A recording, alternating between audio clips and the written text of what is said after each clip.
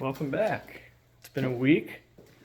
Sorry for the unexpected week off, but due to work, I did not want to work on my car. I was too exhausted by the end of the day because I got off at 9 p.m. every single day. But there's news.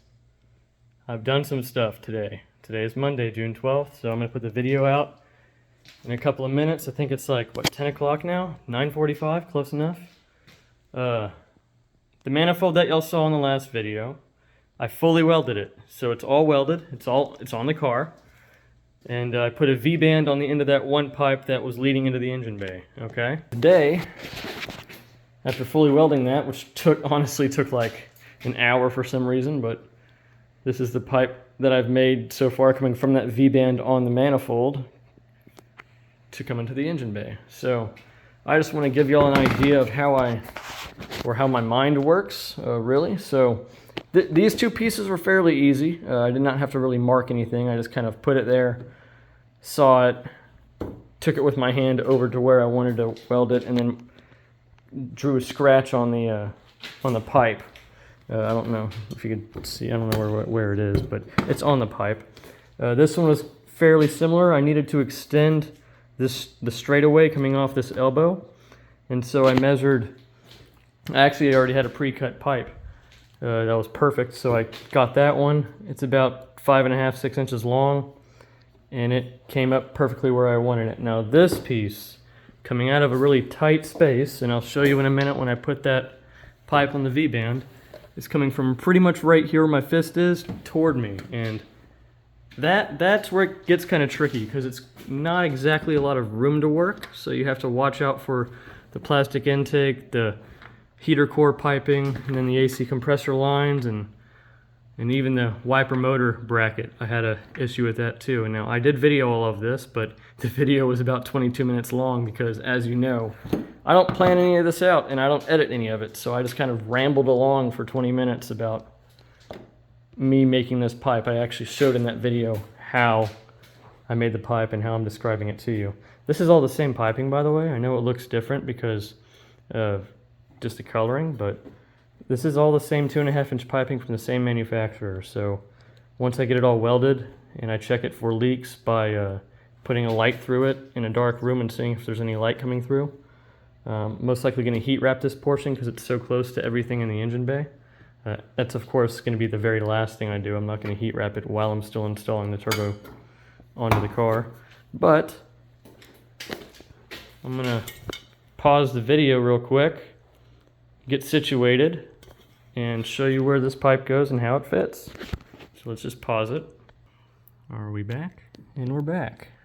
I'm also re-recording all of this because while I was recording the other video, that welder is very loud in the background, and so is the fan behind it, and so you can't really even hear what I'm saying, but now you can. So it's sitting on the V-band that I'm talking about. You can kind of see it back down there.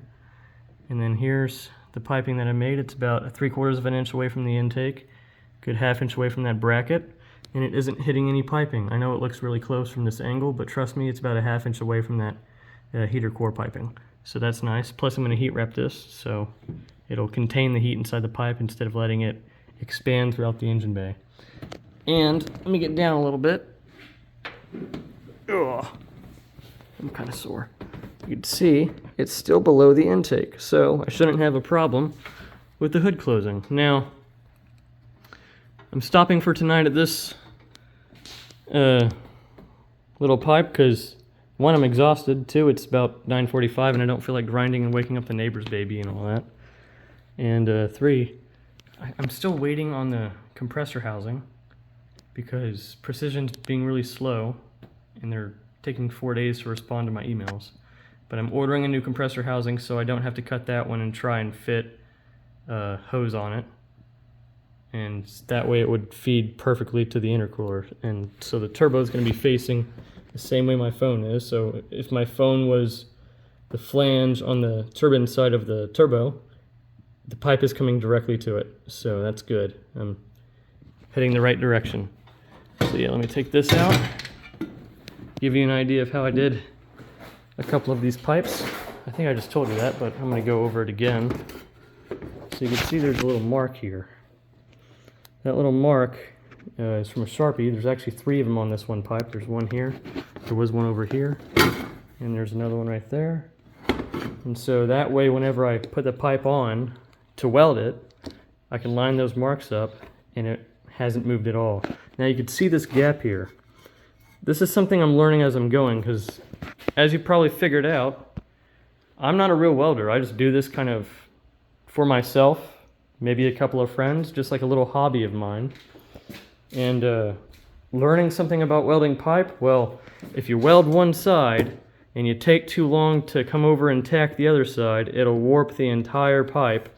And even though it's just a little 1/16 of an inch there, that little bit of warping will make everything out of whack. So whenever you weld piping, from what I know, now I'm not a genius at this yet, but I'm pretty sure you have to stitch, come over here, stitch, and just go like clockwise stitching.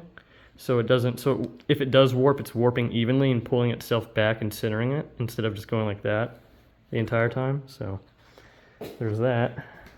And yes, this is my welding table. It's a Black & Decker craftsman table, carpenter table, I believe, or workmate. And then I have just a piece of flat steel with the ground going to another piece of flat steel, and that's how I weld. Not the easiest thing in the world. But yeah, so there's just an idea of everything I've done and what's to come. So I'm almost done with the turbo, hopefully, once I get it right here and sort out a bracket to hold the piping up so it doesn't flex the exhaust tubing as much. There's a couple of holes I can go off of with a bracket, feed it through here, and just let the pipe rest on it. Not attach it to the piping, but maybe put like one of those exhaust bands around the pipe and let it hold onto place. That'd be nice. And then I'll get started on the intercooler piping after the turbo. Once I get the new housing, if I don't get the new housing in time, I'll do all of the coil packs and the plumbing for the oil to the turbo and the oil out of the turbo to the oil pan that I still have to tap and put a fitting on. And so there's a lot to do, but no worries, I'll get it done. I'll even have the 3 gauges right here inside of the window, of course, not on the outside, and I'll have another gauge on the far left. I'm pretty sure I'm going to have boost on the far left and air fuel, and then boost, oil pressure, oil temp. So I still have to wire all of that, so that shouldn't be too hard to figure out. I've done wiring before, but just an overall idea. How far I've gotten. I'm going to post every day that I can. So if I work on the car, I'm posting about it. If I'm doing something small like just, I don't know, stitching up piping, I'm posting about it just to keep everybody updated, because a lot of my friends are watching these videos, or they say they're watching these videos. They probably aren't, and they don't live near me, so keeping them updated is nice. They can follow along without having to get bombarded with all my Snapchats like my close friends. So there's that. Now, last thing I'm going to do is turn all this crap off, eat a really late dinner, take a shower because I'm dirty, go to bed, go to work, and then work on it after work again. So y'all have a good night. Hope you had a good Monday.